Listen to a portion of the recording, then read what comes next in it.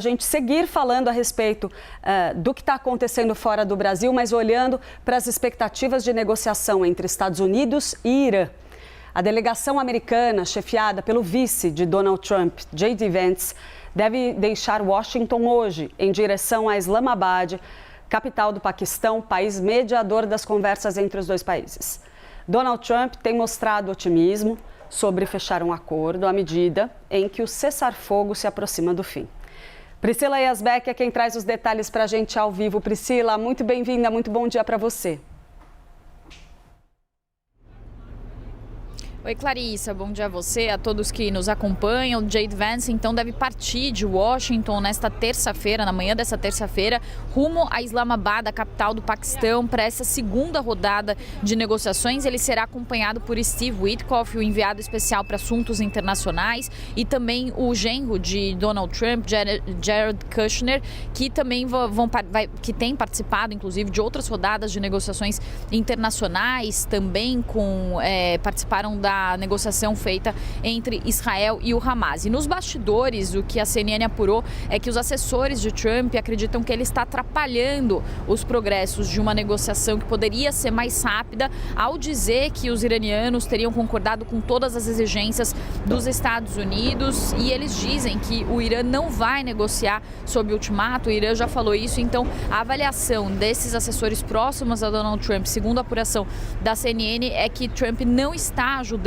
essas negociações ao fazer essas declarações, como ele fez, por exemplo, na sexta-feira, quando ele disse que o Irã tinha concordado em fazer uma suspensão por prazo indefinido do seu programa nuclear, e que o Irã teria concordado em entregar os cerca de 400 quilos de urânio enriquecido que guarda ainda no seu subsolo. Além disso, Clarissa, também o Irã ainda não disse e não confirmou sua participação nessas negociações, que, segundo fontes que conversaram com a CNN, devem acontecer na quarta-feira, e o Irã tem dito que não vai negociar enquanto os Estados Unidos mantiverem o bloqueio naval que foi imposto aos navios que partem ou que têm destino aos portos iranianos. Ao mesmo tempo, Donald Trump também disse que não vai estender o prazo do cessar-fogo, que expira na quarta-feira à noite, se não houver um acordo com os iranianos. Mas a gente lembra que na primeira rodada de negociações também os iranianos,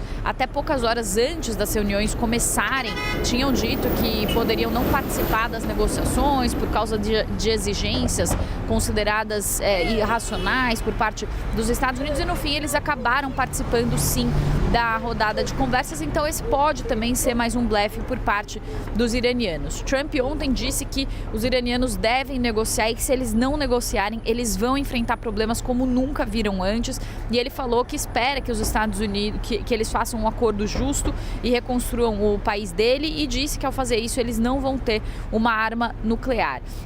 Além disso, também, os 3 pontos principais de impasse ainda permanecem. Entre eles estão o destino dos estoques de urânio do Irã, que, como eu disse, seriam estimados ali em 460 quilos. Trump disse que o Irã entregaria esse urânio enriquecido, mas autoridades iranianas rechaçaram essa alegação, falaram que essa exigência seria inaceitável, e uma proposta discutida, segundo a apuração da CNN, envolve o descongelamento de ativos iranianos em troca da entrega desse estoque por Teherã. O Irã teria pedido um alívio de sanções e o desbloqueio de mais de 20 bilhões de dólares em ativos, segundo essa fonte que conversou com a CNN. A outra questão também é a duração do programa nuclear do Irã. Então, os Estados Unidos pediram ali uma suspensão do programa nuclear por 20 anos, quando J.D. Vance esteve no Paquistão para a primeira rodada de negociação no final de semana retrasado, mas o Irã disse que não vai concordar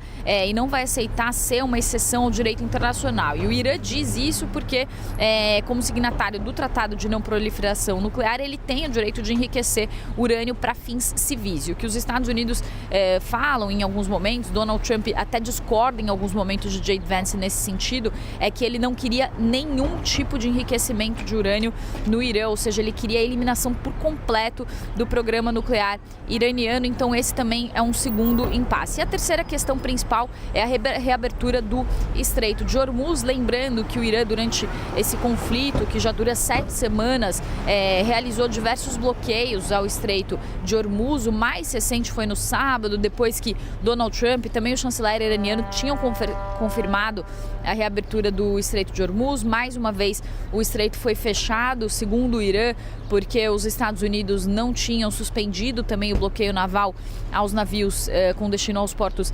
iranianos. E esse também é um impasse, porque o Irã aparentemente não vai abrir mão desse controle que conseguiu durante esse conflito do Estreito de Hormuz. Essa virou uma ferramenta muito poderosa do Irã, inclusive muitos especialistas lembram que nos 47 anos de tensões entre Estados Unidos e Irã, desde a Revolução Islâmica em 1979, o Irã nunca tinha fechado por completo o Estreito de Hormuz, apesar das várias ameaças. E neste conflito ficou claro que essa é uma ferramenta que o regime iraniano tem para pressionar então outros países, e vai ser difícil o Irã abrir mão disso tão fácil. Por outro lado, os Estados Unidos, e Donald Trump inclusive já disse que gostaria de fazer talvez uma joint venture com o Irã, ou seja, uma parceria comercial para a administração do Estreito de Hormuz, mas isso também fere as regras do direito internacional, exercer um controle sobre essas águas internacionais. Então esse também vai ser um ponto de impasse, além da questão de que